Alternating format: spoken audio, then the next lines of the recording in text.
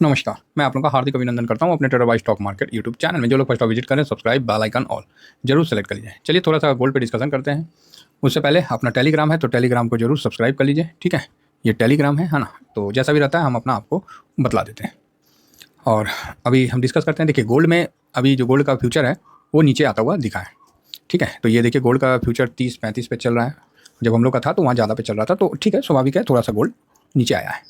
तो गोल्ड के लिए मैं आप लोगों को थोड़ा सा हिंट्स देना चाहता हूँ कि गोल्ड को अगर हम लोग तो इंडिया में तो गोल्ड को अच्छा मानते ही मानते हैं और हमेशा गोल्ड में ही इन्वेस्ट करते हैं और हम लोग को इसका बेनिफिट भी होता है।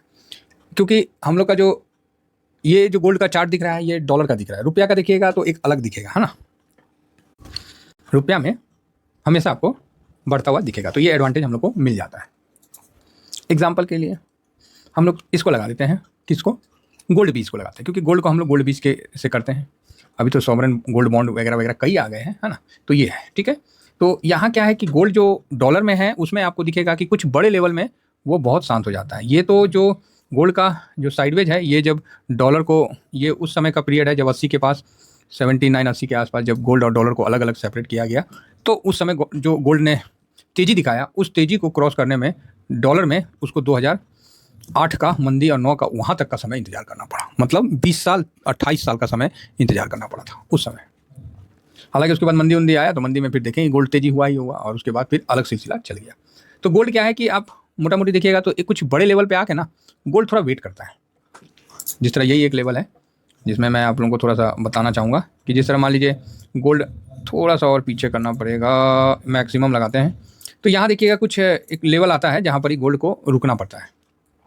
1000 का लेवल क्रॉस करने में गोल्ड ने काफ़ी लंबा समय लिया, तो ये समय बीत गया, इसको छोड़ दीजिए। उसके बाद मंदी आया तो हाई मारा और हाई के बाद फिर एक डाउन लेके एक लंबा समय लिया, तो ये 1000 का लेवल था।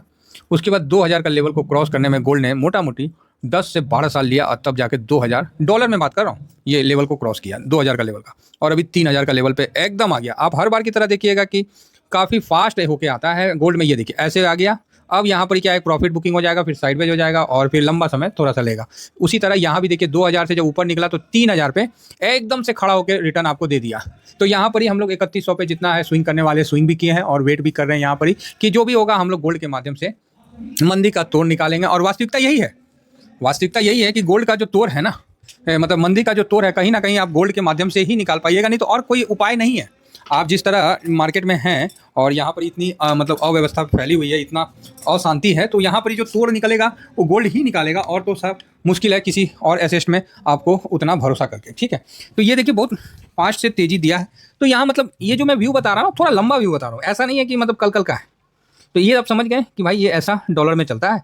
हालांकि रुपया में आपको हमेशा बढ़ता हुआ दिखेगा। ये देखिए रुपया में भी आपको अच्छा रिटर्न देता हुआ दिखेगा, तो ठीक है। तो ये जो रिटर्न आपको ज़बरदस्त दिया है, तो यहाँ पर ही थोड़ा सा आप प्रॉफिट भी बुक कर सकते हैं और थोड़ा सा वेट कर सकते हैं। अब समस्या ये है कि मंदी आता है, चाहे 2008 जैसा केस आता है, तो आप देखिएगा 2007 में 10 अगस्त से 2000 मतलब 13 तक बोला जाता है कि 13 के 14 के बाद ही मतलब वो निकला था 13 तक।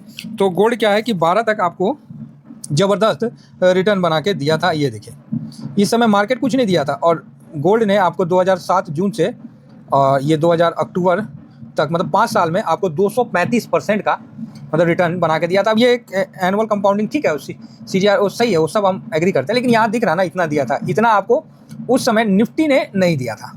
तो निफ्टी 50 का भी चार्ट हम आपके सामने रखते हैं और उसमें भी देखते हैं कि निफ्टी 50 ने क्या दिया था, तो आपको देखने को मिलेगा नहीं दिया था। क्यों ना यहीं लगा लेते हैं, दोनों को साथ ही ले लेते हैं। तो यहाँ पर ही हम निफ्टी 50 भी साथ में लगा लेते हैं और वहाँ एक मतलब अच्छा आपको देखने को मिल जाएगा।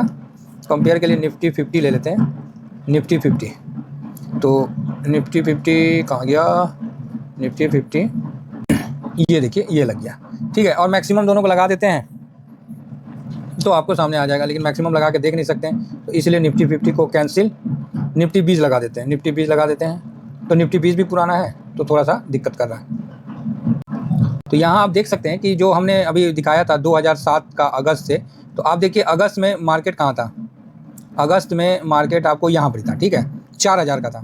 और जो भी 12-13 तक देखिए 47, मतलब यहाँ आप 5 साल में 35 से 28% का रिटर्न निकाल रहे हैं और गोल्ड आपको 235% का रिटर्न CGR के हिसाब से निकाल के दे रहा है। तो ये तो क्लियर है। और यही जो पीरियड है जिसके लिए लोग आपको बता रहे होंगे, डरा रहे होंगे, समझा रहे होंगे कि मंदी आएगा, ये आने वाला है, रिसेशन। तो आपके सामने है ना, इस पीरियड में आप देख लीजिए कि गोल्ड ने क्या किया और इक्विटी ने क्या किया। इसीलिए मैं इस पीरियड को हाईलाइट करके आपको बताना चाह रहा हूँ कि देखिए, हम ये नहीं कह रहे कि जो हम कह रहे हैं वही सही है, बाकी दुनिया गलत है, लेकिन बस हम ये चाहते हैं कि जो अब मतलब जो हम कर सकते हैं वो हम क्यों ना करें।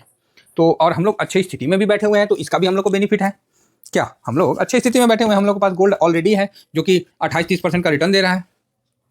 हाँ, ये है कि अगर मंदी या रिसेशन आता है तो ये और अच्छा रिटर्न देगा, वहाँ निफ्टी दे या ना दे। अब क्या आएगा नहीं आएगा ये भविष्य में है, समझिए ना, भविष्य में है। तो इसके लिए हम लोग ज़्यादा परेशान नहीं होंगे। तो स्विंग, यहाँ मैं एक चीज़ और क्लियर करना चाहता हूँ।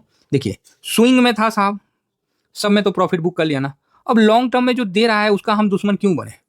तो आप बोलोगे सर वो कहीं छूट जाएगा, अरे छूट जाएगा, छूट जाएगा, दे देंगे मार्केट को, लेकिन वो छूटेगा, इक्विटी भी तो भागेगा।